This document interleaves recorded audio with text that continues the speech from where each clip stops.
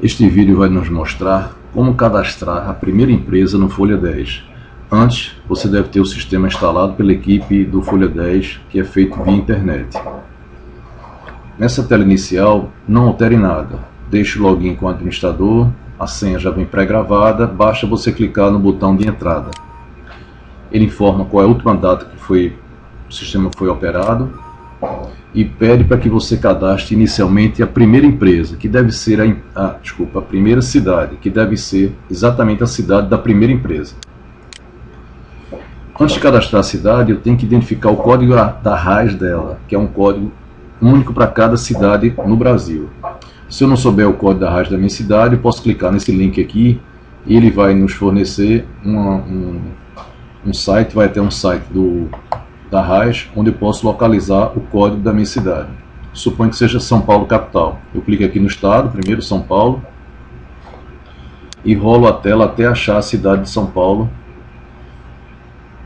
para obter o código da RAIS. Posso colar aqui, copiar, aliás, saio desse link, volto para cá e colo o código da RAIS de São Paulo. E aqui eu vou escrever o nome da cidade, São Paulo. Botão gravar inclusão, eu já vou ter a cidade de São Paulo gravada no meu banco de dados.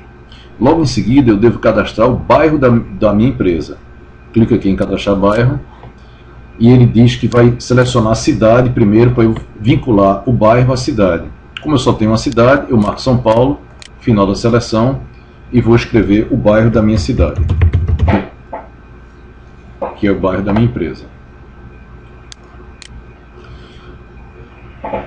O bairro Pinheiro já está cadastrado. Bom, com a cidade e o bairro cadastrado, eu já posso começar a cadastrar a minha empresa. Antes de começar a cadastrar a empresa, eu devo fazer uma análise para verificar se ela precisa usar centro de custo, local de trabalho e tomador, e se ela tem filiais.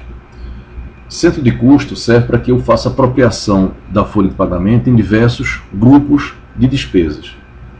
Por exemplo, eu posso separar a minha empresa por indústria, comercial e administração. A diferença de centro de custo para local de trabalho é que o centro de custo é locação financeira e local de trabalho é exatamente onde a pessoa trabalha. Por exemplo, eu posso ter a pessoa no mesmo centro de custo e trabalhar em locais de trabalho diferente. Um exemplo, pessoal de vendas é um centro de custo comercial.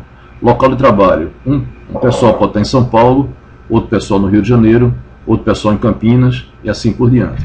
Então eu tenho que verificar se eu realmente vou precisar disso aí. Pequenas empresas raramente usam isso aí, para que eu informe e no cadastro do funcionário eu já faça a alocação das pessoas nesses grupos. O tomador de serviço é mais usado por empresas de engenharia e empresas de vigilância, de prestação de serviço.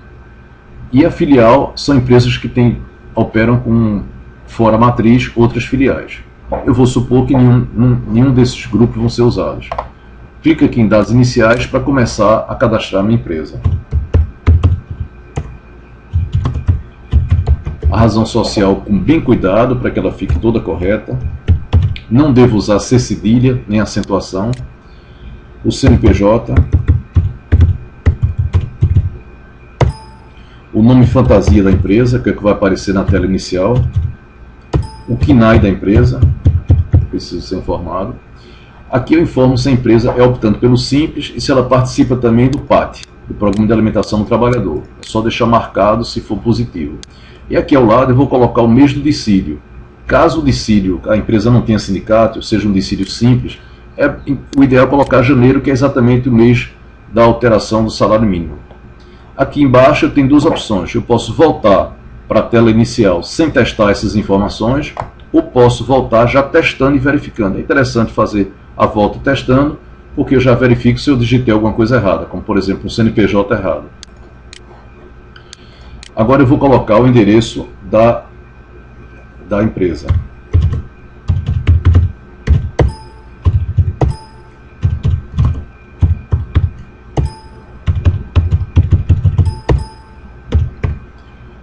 A cidade só tem uma, que é São Paulo, e um bairro também só tem um, que é o Pinheiros, então eu já venho pré-gravado isso aí. Caso seja necessário cadastrar uma nova cidade, basta clicar nesse botão E se dentro da cidade eu precisar abrir um novo bairro, basta clicar aqui também.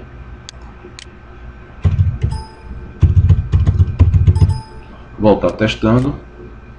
Agora eu vou clicar para o número 3, menu 3, que é o responsáveis, para informar o nome dos responsáveis pela empresa. O responsável principal pela empresa.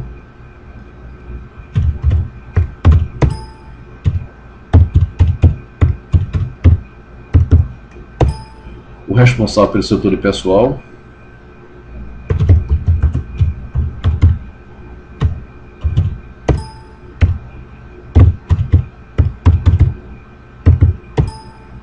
O método de trabalho e engenheiro de segurança, que é opcional, não precisa informar, caso a empresa não tenha.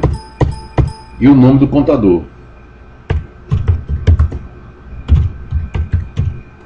O CPF dele. Notem que eu estou repetindo o mesmo, que eu não sei decorar os CPFs.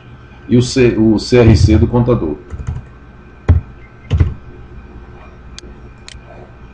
Bom, aqui eu vou informar os detalhamentos do INSS dessa empresa. Por exemplo, a primeira coisa que eu vou informar, que é super importante, é o código FPAS. Com esse código, eu sei todos os percentuais de terceiros da empresa. Suponho que seja 515. Quando eu der um Enter, ele automaticamente preenche todas as opções abaixo.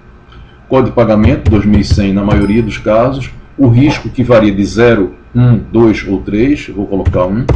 E o fator previdenciário, que é um código que foi lançado há 2 anos atrás, que tem 4 decimais e que tem que ser informado também. Então vou colocar que é 1 e 200.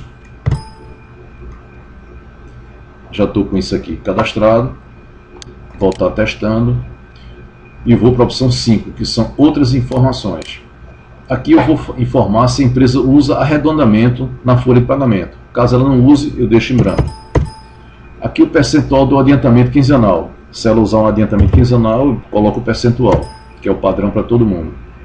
50% do 13º e o vale transporte, que eu preciso informar também, caso a empresa use vale transporte. Aqui eu informo o percentual de desconto do funcionário. Se a empresa recolhe PIS e se a empresa também, se você quiser colocar o percentual do ISS da prefeitura. Por último, aqui em parâmetros é interessante depois dar uma olhadinha e verificar se está tudo dentro do parâmetro que você usa na empresa. Por exemplo, se a empresa usa para crédito em banco só conta salário, só poupança, só conta corrente, aqui eu estou liberando os 3. O percentual de adiantamento quinzenal padrão, que é 40%.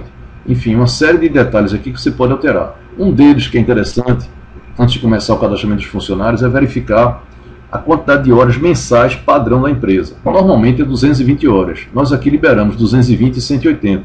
Pode ser outra também.